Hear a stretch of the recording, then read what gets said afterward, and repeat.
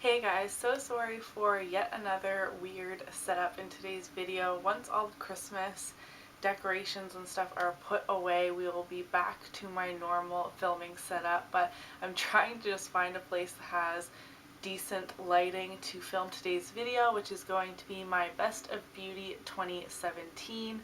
This video is going to be all of my favorite products that I have tried this past year. They're not necessarily new releases, but they were new to me. There will be no repeats from the year prior or anything like that. These were all tested out this year.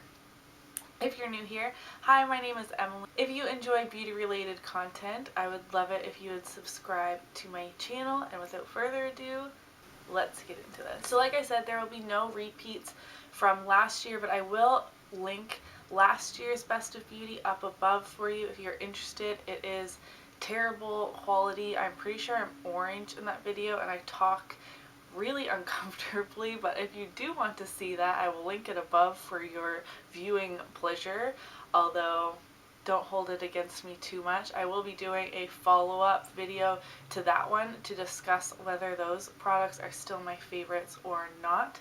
But let's jump into my favorite products of 2017. I'm going to try my best to go in order of how I would apply these products to my face. I don't necessarily have just one product for each category, but I did try and narrow it down a little bit at least. So starting off with primer, I have two to share with you. One's high-end, one's drugstore, although they do different things. So the first is the Too Faced HangoveRX primer. I tried this pretty early on in the year, I believe, but I really enjoy this primer in the colder months, like this time of year. It's really hydrating for what it is. I mean, it's not going to replace your moisturizer, but say you did your morning skincare maybe a few hours before you started applying your makeup, and your skin is in need of a bit of a hydration boost. That is what this primer is going to be really good for. Or if you have dry skin, just putting on another layer of hydration before applying your makeup on top will only help your skin. It smells really lightly of like coconut. I don't notice it too much once it's on my skin, but there is a scent to it. If you are scent sensitive, that might be something to keep in mind, but I really loved this primer. So my drugstore primer favorite that I have tried this year, this is the Maybelline Master Prime by Face Studio Primer. This is the Blur and Smooth variety. They have multiple different varieties. This is the only one that I've personally tried.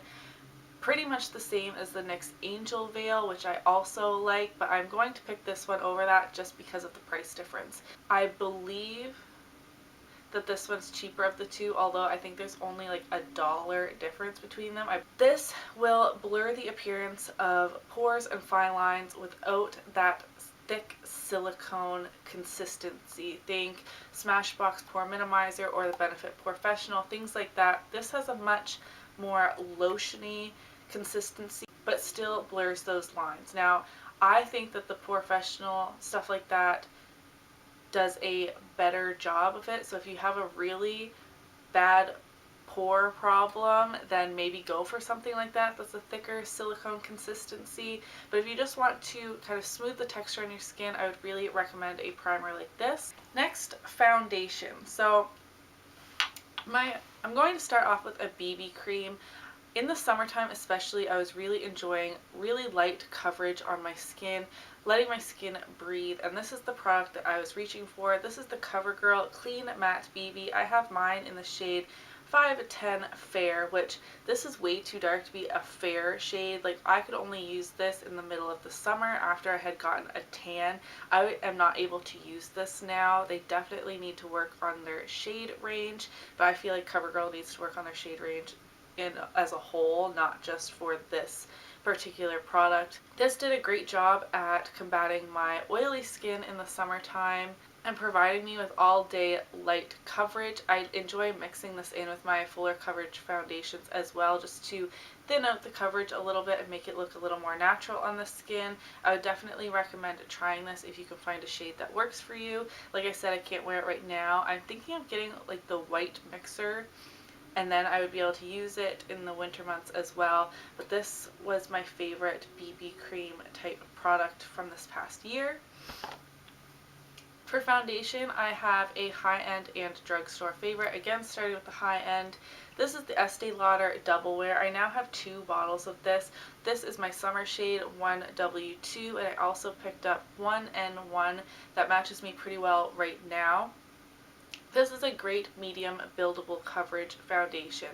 I don't really understand where people are coming from when it says this is thick, full coverage, cake status. It can definitely get there if you like layer it up. If you want the super full coverage, it will give it to you, but it will also look cakey while doing it.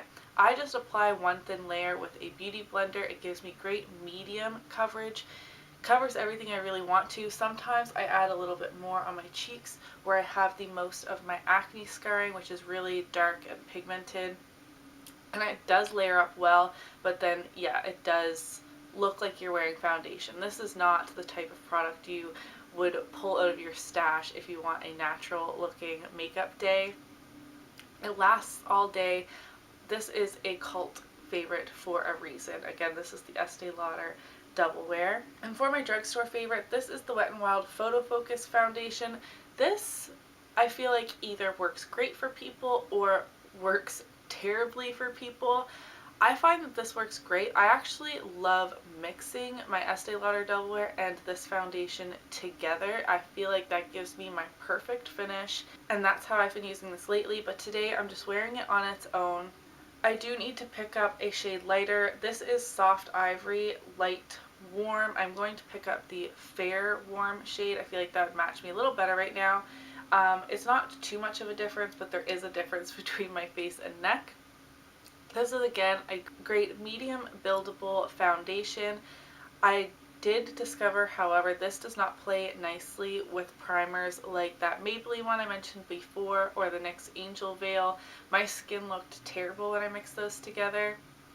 But if I use my HangoveRX and something more silicone-y like the Smashbox Pore Minimizing Primer, which again I mentioned earlier, this foundation looks great on me. The only concealer I really tried and loved this year was this from MAC. This is the classic MAC Prolongwear. I have mine in the shade NW20, which is way too dark for me right now. It's like 3 shades darker than my skin tone. I really need to get a lighter shade in general because this matched my skin shade perfectly in the summertime. It wasn't really light enough to go under my eyes, although I did use it there from time to time if I wasn't looking for the like really bright under eye look. This has great coverage, is a little bit thicker. You need to be careful to only use a super tiny amount. I agree with everyone on the internet that the packaging is terrible. It's glass, it will break if you drop it, and the pump is horrendous. They really do need to just make this like a doe foot applicator, but I really like the finish of this. It lasts all day. It's from the Prolongwear line, so you would expect it to. All the other concealers I tried this year I felt were just like alright or complete duds, which you would have seen in my disappointing products videos throughout the year, but this one I really did like. In terms of loose powder, this is the only one I tried this year and I really do like it a lot. This is the e.l.f. HD loose powder. The packaging is really messy. I'm sure you can tell there's powder all over it. I can bake with this really easily. It sets my makeup really well. I don't have problems with things creasing and moving around with me. I wouldn't recommend this if you are doing some flash photography though, because there will be flashback. But all of my loose powders do that, the ones I have in my collection currently. But this one I really do like, and it's super affordable. My favorite contour kit that I tried this year is this one from IBY Beauty. We got this in a boxy charm. This is what the shades look like. This is great for light to maybe light medium skin tones. Contour 3 is a bit dark for me, but I can make it work in the summer if I use a really light hand. But the powders are really smooth and buttery and blend really beautifully. I haven't really tried a lot from IBY or IBY Beauty, whatever. But this contour kit is really nice. It's definitely the favorite out of my collection currently. I like it even more than my Too Faced one, just because there's a wider variety of colors in here. but I've been finding myself reaching for this a lot. For bronzer, I feel like this is everyone's favorite, but it is for a reason. This is what I have on my cheeks today. This is just the best color for a bronzer if you have fair to light skin tones. Now, I thought that they had come out with a few more shades. I have mine in the shade just bronzer, not the light bronzer, which this is pretty light, so the light bronzer shade must be super pale. I guess if you have really fair skin, that would be best for you. It smells like vacation. It blends beautifully. It has a really natural finish on the skin, which I really like. In the past, I've liked super matte bronzers, but I was just finding that it was making my skin look really dull, and I like the healthy, it's not really a glow, but it just makes your skin look healthy. I don't know how else to explain it. It's like kind of like a sheen, but not. I'm really not explaining this well. If you haven't tried this, you really need to.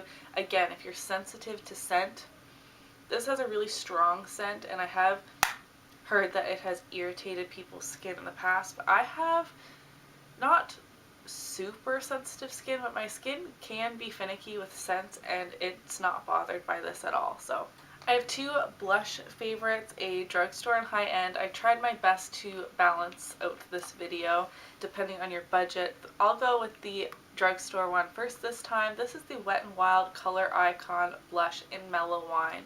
These are the new formula. They reformulated the old classic Wet n Wild blushes, and these are just beautiful. You get a huge pan. This is a really great kind of natural peachy type shade. Again, I have this on my skin today. Super pigmented. You only need the smallest amount. I've used this a ton, and you literally can't even tell. It still looks pretty much brand new because you only need the smallest amount. I almost thought that these were pigmented to a fault, but once I got used to it and used them a lot more, they blend so easily that you can usually buff out any parts that you might have applied too much blush. They do blend out really well. My favorite way to apply this is with a really light fluffy brush like my Luxie blush brush, and then I go over, once I have all of my cheek products on, with a duo fiber stippling brush and kind of blend things all together just to make sure they are nice and blended and working well together, and you don't have like contour, bronzer, blush, highlight like in a little sandwich on your face. But this has definitely been a favorite this year. My high-end blush favorite are the Tarte Amazonian Clay blushes. I had these on my list to try for so many years, and I just never did because I'm not a huge blush person. Like, I like blush, but I'm usually just as happy with a drugstore blush and not spending a lot of money on a high-end one. But this was the birthday gift at Sephora this year. This is the shade Party, and I just fell in love with the formula. I'm definitely picking up more shades of these. Again, super pigmented. You only need a little bit. I've used this a ton. My birthday's in January, so I've had this for almost a year now, and again, it looks like I've hardly touched it. I don't know how they do it. This lasts all day. As I've said a million times in my videos, in the summer, my skin is a oily, greasy mess, and this blush lasts through that. I don't think I have any other blushes in my collection that has the staying power that these Tarte ones do. For highlight, both are high end. I have discovered in the last month or so some drugstore ones that I really like, but I didn't feel that it was fair to share them in this video because I've just started using them. But I do have two here to share with you. The first is the Smashbox and Casey Holmes collab. I have the shade Pearl because I felt that this would be best for my fair skin tone. I just love the shades in this. She did it in such a way where the lightest shade here is great for not really a natural sheen, but definitely more glowy, less shimmery or glittery.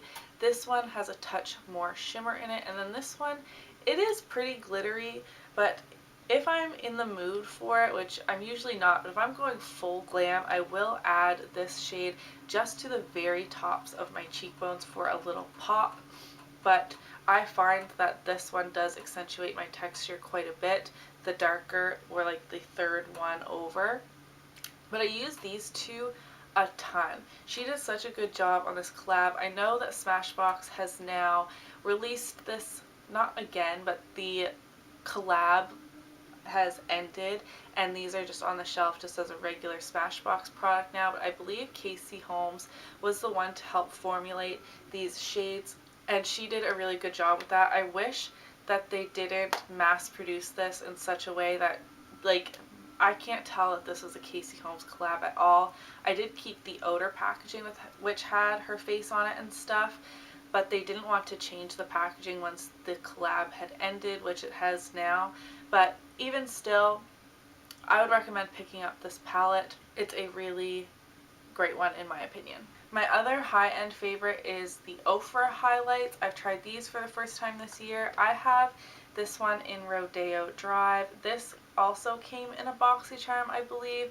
BoxyCharm is a great subscription to try different products out from multiple different brands that you might not have heard of, like the IBY Beauty Contour Kit. But I have heard of Ofra and I've loved their liquid lipsticks in the past, and I really like this highlight. It has a bit more shimmer to it than a lot of highlights that I tend to like, but in the summertime this looked amazing on my tan. It's gold, but it has a little bit of a peachy undertone to it, I feel like, which, I don't know, it looks kind of strange at first, but once you blend it out, it is just so beautiful. I don't know if you guys are going to be able to pick up how gorgeous this highlight really is. It's a little dark for me right now. I would need to fake tan in order to use this. But in the summer when I was feeling like a bronzed goddess, even though I was still super pale, I loved this highlight. Moving on to the eyes, I have a ton of mascaras to share with you guys. 2017 was like the year of me testing mascaras. I don't even know why, because I'm not even that picky with them, but I tried a bunch. I'm going to start off with the high end. I have two high end and two drugstore. These are both mini ones that I got in the like lash stash kits or something that Sephora calls. The first is the Tarte Lights Camera Lashes Mascara. This is empty now, but I feel like this mascara does a really good job at both volumizing and lengthening, and the brush doesn't really seem like anything special. It's just straight across. It's a natural bristle wand, but this surprised me. I really like it a lot, and I will be picking up the full size now that this is empty.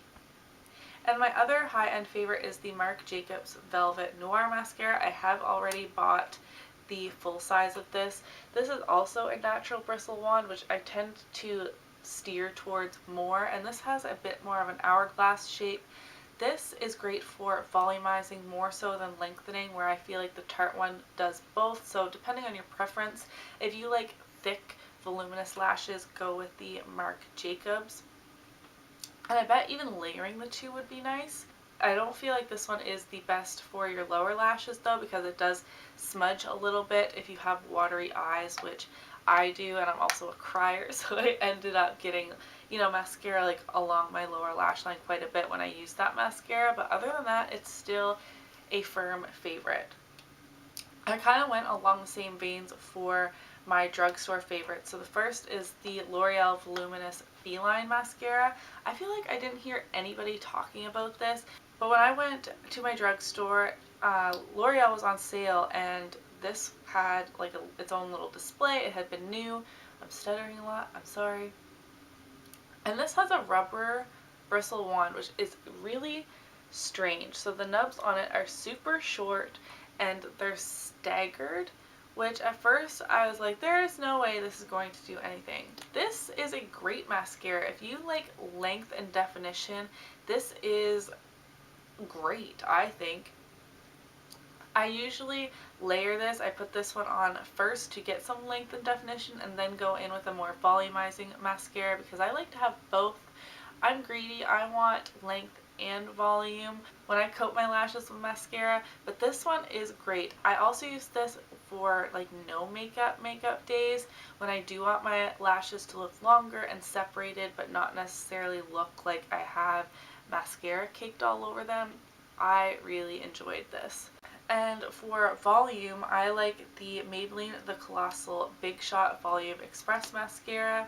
This has another natural bristle wand. It's fatter at the back end and kind of tapers down, and this gives you a ton of volume. This is the mascara I'm wearing today. Had I been thinking, I would have layered the drugstore ones, but I feel like people were only talking about this when Makeup by Shayla did the collab, and then she had a limited edition packaging for this. But I have been using it since before then, and I'm still using it, and I do really like it. For brows, I didn't experiment. And once again on my beauty channel, we are being disrupted by this little monster. He's not feeling very well today, and he woke up from his nap, so I'm going to try and speed through the rest of this video. I'm so sorry. I know I separated my beauty and family life channels for a reason, but I need to finish this video, and he needs his mama, huh? You say hi? You say hi to our friends? As I was saying, I haven't really experimented too much with my brows. The main things I've tried have been powders and like pomade type products, which I do like, but I'm still loving for the most part my brow pencils that are still firm favorites, like my Brow Wiz and my NYX Micro Brow Pencil. But this really surprised me. This is the NYX Eyebrow Kit in medium. It's what I did my brows with today. The lighter shade is a powder, and the darker shade is kind of like a waxy pomade consistency. And what I do is I carve out my brows and fill them in with the wax or pomade first, and then I go over it with the powder just to lighten things up, because medium is a little bit dark for me. I feel like I do really like dark, bolder brows, but it can get really intense really quickly. I really like using that product when my brows have like just been shaped and are looking really crisp. I love the way a pomade looks in them. Then once they are kind of growing out and looking a little more wild, I prefer my pencils. But this is only a couple of dollars, and I have great brow days when I use this, so I have to say that this is a favorite. I did so good, and I only picked one eyeshadow palette to share with you guys. I could have easily thrown in a whole bunch, but when I really sat down and thought about it, my favorite palette from 2017 has to be this. I picked this up in this spring VIB sale, I believe, and have used it a ton ever since I got my hands on it. I was super late on the game of picking this up. It's not a toy. But I'm so glad I got it in the end. Don't eat it! Yeah, see, now that he's not a like small newborn baby, this is going to get a lot harder. Yucky! The shades in here are just absolutely stunning. I just love this palette, as I'm sure pretty much everyone else does. It can go super natural. It has the pops of pink and red and orange where you can create some really amazing warm toned looks. I feel like this maybe started the trend of the super warm eyeshadow palettes, but I prefer this one way more than any of those. I did pick up the Tarte Toasted palette in this past VIB sale, but I haven't been playing around with it enough to include it in this video or anything. But I've used this all year long and used it consistently. I'm really surprised I haven't hit pan on any of the shadows in here. You can definitely tell it's been well loved, but there's a ton of product in here. Lip products were a hard category for me because I'm really bad at like sticking to my favorites. So a lot of the favorites that I have in my collection I've mentioned before, or I've been using them for years, and I just tend to maybe get more shades and formulas that I know I love. And I also had a lot of lip products this year that didn't work out for me at all, and those were in my disappointing products videos, which next year, or this year I guess, it's 2018, I am going to continue to do disappointing products videos, but then instead of giving the products away or throwing them in the garbage, I'm going to hold on to them and do a worst of beauty of 2018. Remind me to do that next time I film a disappointing products video. Remind me in the comments not to throw those products away, because I think that would be a great video. Lip products were a real standout of fails for me this year, but I do have a few favorites that I tried.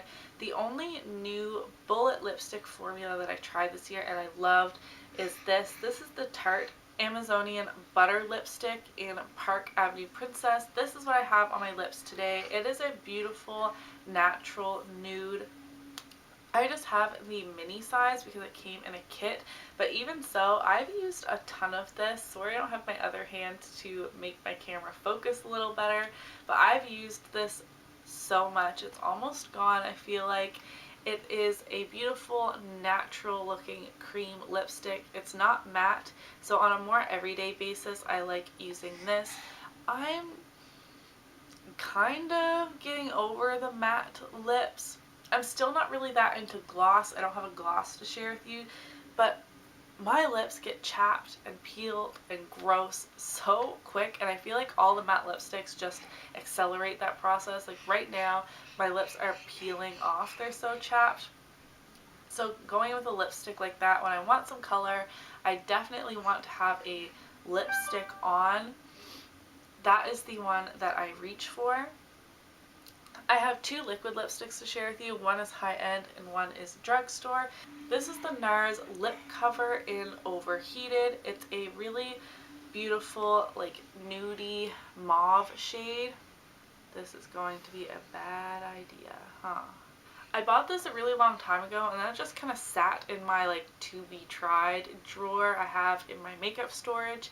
And for some reason I pulled it out, and I love the color of this. It's a deeper nude. It definitely has a mauve-y undertone to it, but the formula of these really surprised me. I like it a lot more than I thought I would. I don't find it to be super drying. They're not super matte either, so if that is the look you're going for, I wouldn't really